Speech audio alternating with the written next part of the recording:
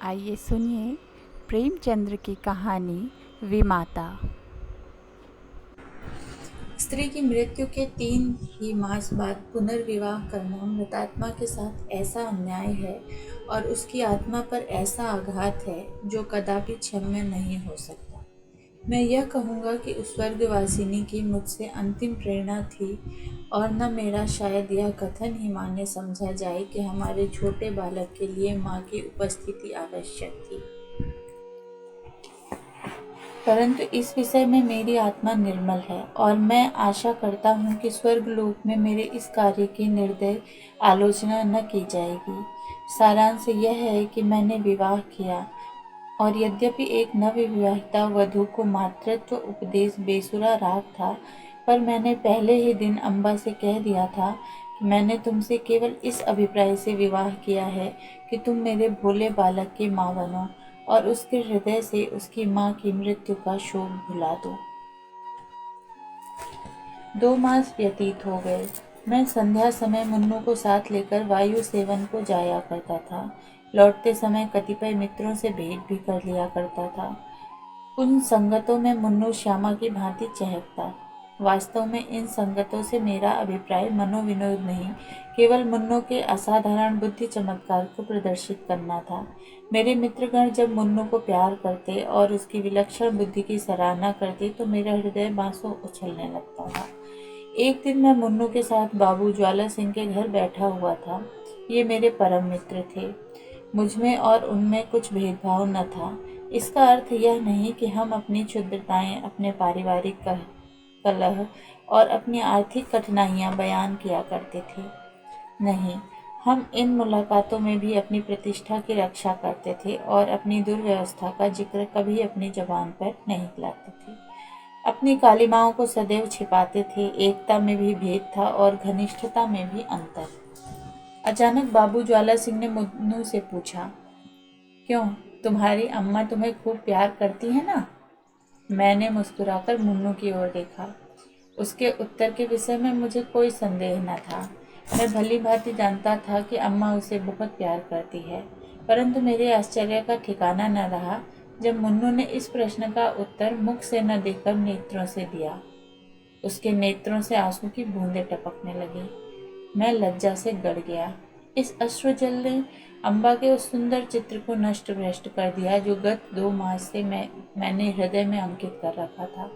ज्वाला सिंह ने कुछ संशय की दृष्टि से देखा और पुनः मुन्नू से पूछा, क्यों रोते हो बेटा? मुन्नू बोला, रोता नहीं हूँ, आंखों में धुआं लग गया था। ज्वाला सिंह का विमाता की ममता पर संदेह करना स्वाभाविक बात थी, परंतु वास्तव में मुझे भी संदेह हो गया। अम्बा सहृदयता और स्नेह की देवी नहीं है जिसकी सराहना करते मेरी जिह्वा न थकती थी। वहां से उठा तो हृदय भरा हुआ था और लज्जा से माथा न उठता था। मैं घर की ओर चला तो मन में विचार करने लगा कि किस प्रकार अपने क्रोध को प्रकट करूं।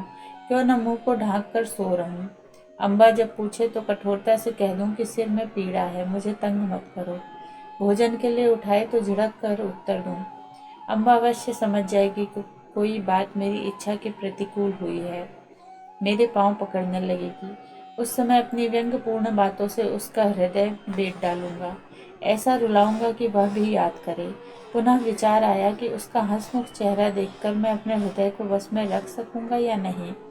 उसकी एक प्रेमपूर्ण दृष्टि, एक मीठी बात, एक रसीली चुटकी मेरी शिला तुल्य रिष्टता के टुकड़े टुकड़े कर सकती है। परंतु हृदय की इस निर्बलता पर मेरा मन झुंझला उठा। यह मेरी क्या दशा है? क्यों इतनी जल्दी मेरे चित्त की काया पलट गई? मुझे पूर्ण विश्वास था कि मैं इन मृदुल वाक्यों की आंधी और ललित कटाक्षों के बहाव में भी अचल रह सकता हूँ, और कहाँ अब यह दशा हो रही है कि मुझमें साधारण झोंके को भी सहन करने की सामर्थ्य नहीं। इन विचारों से हृदय में कुछ दृढ़ता आई। इस पर भी क्रोध की लगाम पग पग ढीली होती जाती थी। अंत में मैंने हृदय को बहुत दबाया और बनावटी क्रोध का भाव धारण किया। ठान लिया कि चलते ही चलते एकदम से बरस पड़ूंगा। ऐसा न हो कि विलंब स्वरूपी वायु इस क्रोध रूपी मेघ को उड़ा ले जाए। परंतु ज्यों ही घर पहुंचा, अम्बा ने दौड़कर मुन्नू को गोदी में ले लिया और प्यार से सने हुए कोमल स्वर से बोली, आज तुम इतनी देर तक कहाँ घूमते रहे? चलो देखो मैंने तुम्हारे लिए कैसी अच्छी अच्छी फुलौरियाँ बनाई हैं। मेरा कृत्रिम क्रोध एक क्षण में उड़ गया।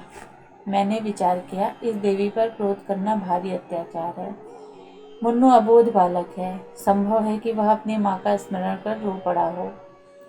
अम्बा उसके लिए दोषी नहीं ठहराई जा सकती। हमारे मनोभाव पूर्ण विचारों के अधीन नहीं होते।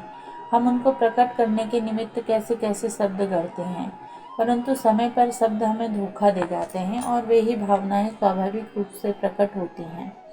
मैंने अम्बा को न कोई व्यंग्यपूर्ण बातें ही कही और न क्रोधित होकर मुंह ढककर सोया ही, बल्कि अत्यंत कोमल स्वर से बोला, मुन्नू ने आज मुझे अत्यंत लज्जित किया। खजांची साहब ने पूछा कि तुम्हारी नई अम्मा तुम्हें प्यार तो करती है ना? तो ये रोने लगा। मैं लज्जा से गड़ गया। मुझे तो स्वप्न में भी यह विचार नहीं हो सकता कि तुमने उसे कुछ कहा होगा, परंतु अनाथ बच्चों का हृदय उस चित्र की भांति होता है जिस पर एक बहुत ही साधारण पर्दा पड़ा हुआ हो। पवन का साधारण झोंका भी उसे हटा देता है। ये बातें कितनी कोमल थी, इस पर भी अम्बा का विकसित मुखमंडल कुछ मुरझा गया। वह सजल नेत्र होकर बोली, इस बात का विचार तो मैंने यथासाध्य पहले ही दिन से रखा है, परंतु यह असंभव है कि मैं मुन्नू के हृदय से माँ का शोक मिटा दूं। मैं चाहे अपना सर्वस्व अर्पण कर दूं, परंतु मेरे नाम पर जो सौतेलापन की कालिमा लगी हुई है वह मिट नहीं सकती। मुझे भय था कि इस वार्तालाप का परिणाम कहीं विपरीत न हो, परंतु दूसरे ही दिन मुझे अम्बा के व्यवहार में बहुत अंतर दिखाई देने लगा। मैं उसे प्रायः सायंकाल पर्यंत मुन्नू की ही सेवा में लगी हुई देखता, यहाँ तक कि उस धुन में उसे मेरी भी चिंता न रहती थी। परंतु मैं ऐसा त्यागी न था कि अपने आराम को मुन्नू पर अर्पण कर देता। कभी कभी मुझे अम्बा की यह अश्रद्धा न भाती, परंतु मैं कभी भूलकर भी इसकी चर्चा न करता। एक दिन मैं अनियमित रूप से दफ्तर से कुछ पहले ही आ गया। क्या देखता हूँ कि मुन्नू द्वार पर भीतर की ओर मुख किए खड़ा है। मुझे इस समय आंख में चौली खेलने की सूझी। मैंने दबे पांव पीछे से जाकर उसके नेत्र मूंद लिए, पर शोक, दोनों गाल अश्रुपूरित थे। मैंने तुरंत दोनों हाथ हटा लिए। ऐसा प्रतीत हुआ मानो सर्प ने डस लिया हो। हृदय पर एक चोट लगी। मुन्नू को गोद में लेकर बोला, मुन्नू क्यों रोते हो? यह कहते कहते मेरे नेत्र भी सजल हो आए। मुन्नू आंसू पीकर बोला, जी नहीं, रोता नहीं हूँ। मैंने उसे हृदय से लगा लिया और कहा, अम्मा ने कुछ कहा तो नहीं? मुन्नू ने सिसकते हुए कहा, जी नहीं, मुझे वह बहुत प्यार करती हैं। मुझे विश्वास न हुआ। पूछा, वह प्यार करती हैं तो तुम रोते क्यों हो? उस दिन खचांजी के घर भी तुम रोए थे। तुम मुझसे छिपाते हो। कदाचित तुम्हारी अम्मा अवश्य तुमसे कुछ क्रुद्ध हुई हैं। मुन्नू ने मेरी ओर कातर दृष्टि से देखकर कहा, जी नहीं, वे मुझे बहुत प्यार करती हैं। इसी कारण मुझे बार बार रोना आता है। मेरी अम्मा मुझे अत्यंत प्यार करती थी। वह मुझे छोड़कर चली गई। नई अम्मा उससे भी अधिक प्यार करती हैं, इसलिए मुझे भय लगता है कि उसकी तरह यह भी मुझे छोड़कर नहीं चली जाए। यह कहकर मुन्नू पुनः फूट फूट कर रोने लगा। मैं भी रो पड़ा। अम्मा के इस स्नेहमय व्यवहार ने मुन्नू के सुकोमल हृदय पर कैसा आघात किया था। थोड़ी देर तक मैं स्तंभित रह गया। किसी कवि की यह वाणी स्मरण आ गई थी कि पवित्र आत्माएं इस संसार में चिरकाल तक नहीं ठहरती। कहीं भावी ही इस बालक की जिह्वा से तो यह शब्द नहीं कहला रही है। ईश्वर न करे कि वह अशुभ दिन देखने पड़े, परंतु मैंने तर्क द्वारा इस शंका को दिल से निकाल दिया। समझा दिया कि माता की मृत्यु ने प्रेम और वियोग में एक मानसिक संबंध उत्पन्न कर दिया है और कोई बात नहीं है। मुन्नू को गोद में लिए हुए अम्बा के पास गया और मुस्कुरा कर बोला, इनसे पूछो क्यों रो रहे हैं। अम्बा चौंक पड़ी। उसके मुंह की कांति मलिन हो गई। बोली, तुम ही पूछो। मैंने कहा, यह इसलिए रोते हैं कि तुम इन्हें अत्यंत प्यार करती हो और इनको भय है कि तुम इनकी माता की भांति इन्हें छोड़कर न चली जाओ।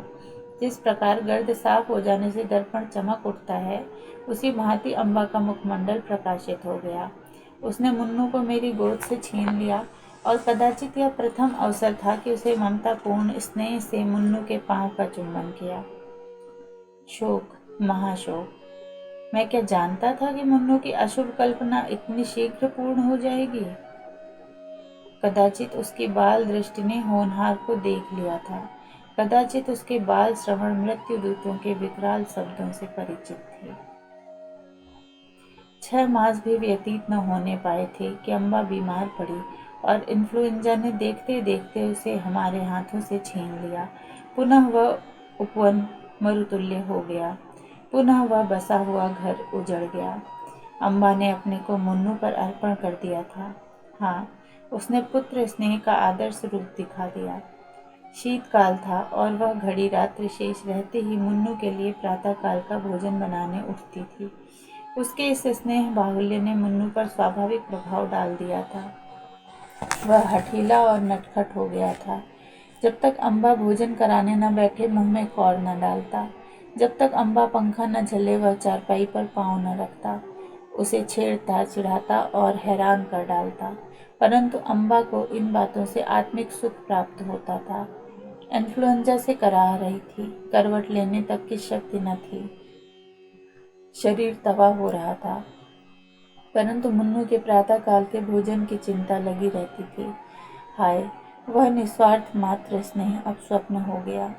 उस स्वप्न के स्मरण से अब भी हृदय गदगद हो जाता है। अम्बा के साथ मुन्नू का चुलबुलापन तथा बाल क्रीड़ा विदा हो गई।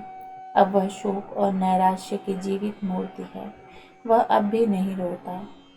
ऐसा पदार्थ खोकर अब उसे कोई खटका, कोई भय नहीं रह गया है। आप सुन रहे थे प्रेमचंद की कहानी विमाता।